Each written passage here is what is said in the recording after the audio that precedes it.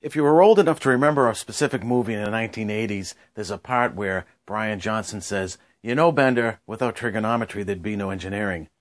And John Bender says, "Without lamps, there'd be no light."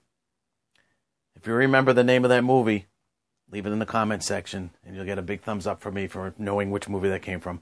Hi, this is Steve, Critical Dreamer Channel. Thanks for being here. Wow, technology has brought us a long way through the years, especially in the category of lighting. LEDs, light-emitting diodes, amazing stuff happening through the years, especially when it's all condensed down into a small package like this. This is the Olight H1 Nova. Really a wonderful little light for EDC, contractor use, everything down in a small package. And this is something that I specifically would put in the category of less is more. Lots of little things happening, but very simple, easy to remember, small package, and again, less is more, especially in a little light like this. So it comes, the presentation is very nice in the packaging. Here's the box, the instructions and all the information there. It's to jump around, and when you pull it out, it comes in this nice little carrying case with a handle. Of course, I've taken this out and I've used this flashlight, so it's not going to be packaged like it was from the factory, but okay. So there's some instructions in here. This little pocket. Recommended lighting for 2016. Here's the instruction user manual. Multiple languages. This basically comes down to one panel here in English, which is of course the one I'm going to read, or did read. And then the other little neat thing that came with this is this little USB light source. And just to show you here, I have a portable power supply.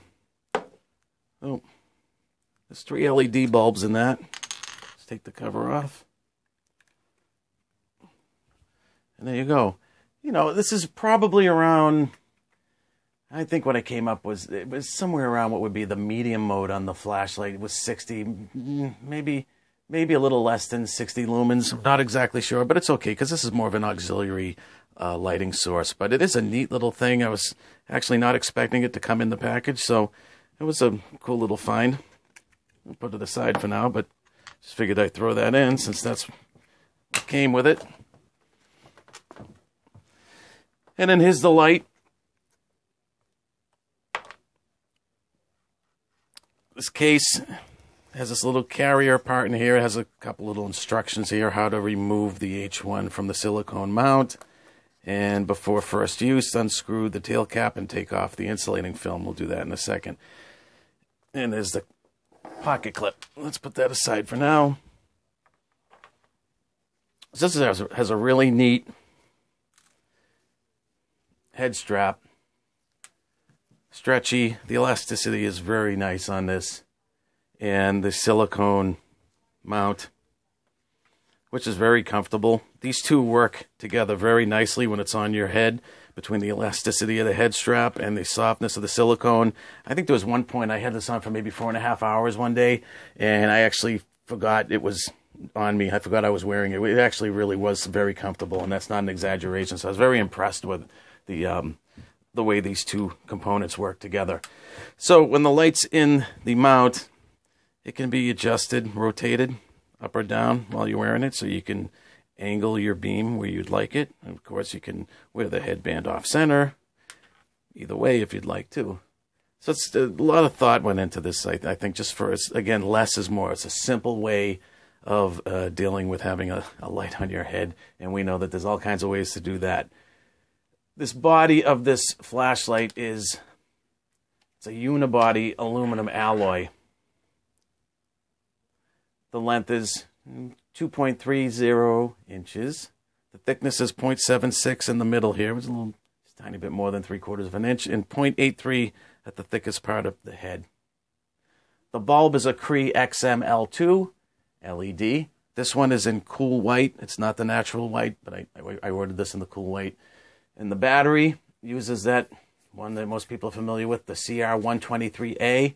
And while we're on that, this does come with this plastic protecting film here to keep the battery from discharging. There was one other piece that was on here originally that went down the tube. That's missing. So just wanted to mention that because it does look different than the way it came in the packaging. And here's the battery. Is that the CR123A? And this will also use the RCR123A rechargeable lithium battery as indicated on the packaging. Okay. One other little interesting part of this light is if you notice, it goes in with the positive facing up. That's a little bit different, and there is a little bit of a diagram in here. It shows the battery with the plus side up. So when you put it in, positive faces out, the negative goes in first. And while we're on the topic, I didn't see anything or read anything on this light that mentioned anything that had to do with water resistance. Certainly not waterproofing. There's no rubber O-ring on this. I don't see any bushings. I think it would be okay under normal circumstances, under basic weather and some rain and getting some moisture. I certainly wouldn't take this in the pool. I wouldn't take it in the ocean. I wouldn't leave it underwater, submerged for long periods of time, or any amount of time anyway. I'd certainly clean it off immediately when it got wet.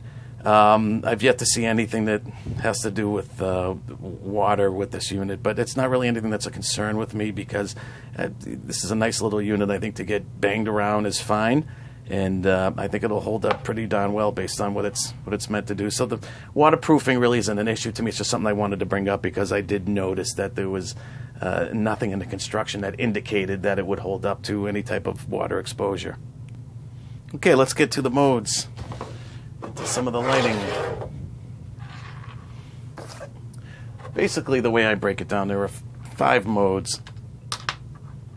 Let's get this out of the way. There are 5 modes. There's a low, a medium, and a high. And then the lowest auxiliary, I would call it, is a moonlight. And then the highest auxiliary would be the turbo. So it's modes 5, 4, 3, 2, 1. 5 being the moonlight, then 4 low, 3 medium, 2 high, 1 turbo. Mode 5, moonlight will do 2 lumens for 15 days. Mode 4 is low. It'll do 15 lumens for 42 hours. Mode 3 is medium, 60 lumens for 8.5 hours. Mode 2 is high, which is 180 lumens for 3 hours. And mode 1 is turbo, which is 500 lumens for 3 minutes, and then after the 3 minutes, it goes back to mode 2, which is 180 lumens.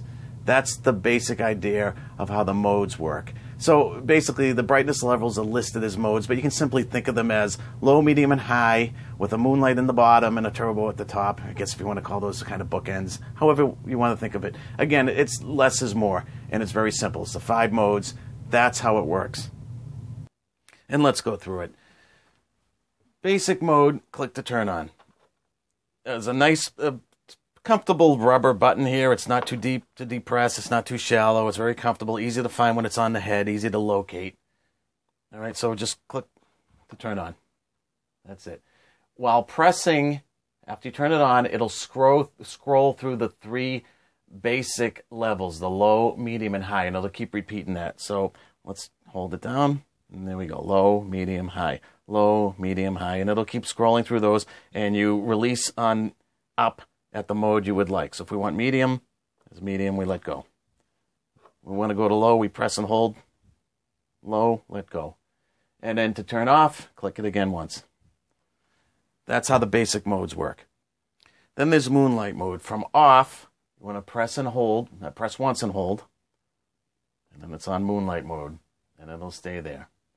Turn it off, just press it, let go, and then on, moonlight, and then off. If you want to start cycling through those 3 basic modes again, once you have it on, you press and hold, and now they'll cycle low, medium, high, low, medium, high. Goes back to that cycle, just like it started.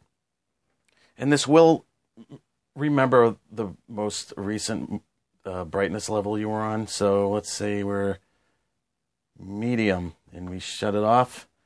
Now when you go back and turn it on, it goes back to medium. Okay, so it will remember where you were previously. Turbo mode, from off, double click. There you go. There's that turbo mode at 500 lumens. It'll only do that for 3 minutes. After that, it goes back to the mode 2, which is 180 lumens. Other than that, double click again, it goes back to the regular of the 3 brightness levels. Again, press and hold, cycling again. Okay, so that's how that works for turbo. And there are 2 auxiliary modes. The first one we'll talk about is SOS. This is a triple click on the switch, and it'll bring you right into the SOS mode. So 3 clicks. Okay, and there's the SOS. And basically, to get out of SOS, it says to exit, just, press anything. And if I press once, it's going to shut it off. And then I press it again, we're back into the scrolling 3 basic brightness levels. Okay, so SOS, 3 clicks, press again, and it's basically going to shut it off at that point. The other auxiliary mode is lockout mode. From off, press and hold for 2 seconds, and then it goes into moonlight. Hold on here, let's scroll through. Let's do this again. From off, we're going to press and hold for 2 seconds. It'll enter moonlight, and then it'll go off. Okay? And that's going to basically stay like that. This is good for little signaling. I mean, it is lockout mode, but you can press and activate the bulb as needed. And if you want to get out of lockout mode, press and hold. Okay, and now we're back to regular mode on, and it's going to cycle again through the 3 modes. Okay, that's lockout mode. It's a nice little handy mode to have between, I think, the SOS and the lockout. They do come in handy when needed. Yeah. And lastly, there's a couple of ways to affix this light and attach it. The first being the clip. And interestingly enough, there's a couple of ribs on this flashlight. They coincide with these bands of the mount that hold the flashlight, and it also coincides with the clip. So what you can do is you can clip that on that way. You can take it off and flip it around, put it on that way, and slide it down into your pocket so it's facing out, and you can adjust the beam, or maybe slide it on the rim of a hat. You can also put it on this rib down at the bottom.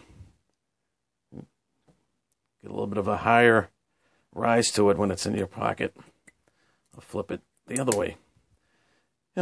Nice options, again, for a small light. And the other way, the base is magnetic. So that's really handy if you want to do hands-free in a different way. That base has a magnet on it, and really a nice little feature that they added onto that a lot of people hadn't thought about. All in all, this flashlight's been terrific. I've used it multiple times for multiple reasons. I think, other than an EDC light, which it's perfect for, also contractors, I would highly recommend this. Electricians, plumbers, locksmiths, HVAC. I would definitely recommend this light for contractors because of the ease of use, how light it is, and the functions it offers, which go way beyond what I think any contractor would need. But again, for multiple users, it's a great little package. I've been very happy with it. It's something that I do carry with me every day. It's in my rotation of my EDC stuff. Great little light. I hope this helped somebody that was interested in doing some research on this light. Again, this is Steve, Critical Dreamer Channel. Be present, be mindful, and remember, it's all about the harmony.